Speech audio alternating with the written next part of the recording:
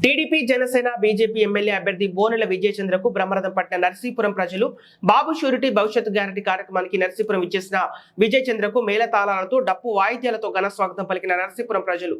అశేష జనవాహిని మధ్య ప్రచార రథంపై ప్రజలకు అభివాదం తెలుపుకుంటూ నర్సీపురం వీధిలో ప్రచారం నిర్వహించిన విజయచంద్ర కని విని ఎరగని రీతిలో విజయచంద్ర విజయడంక మోగిస్తారని తెలిపిన ప్రజలు.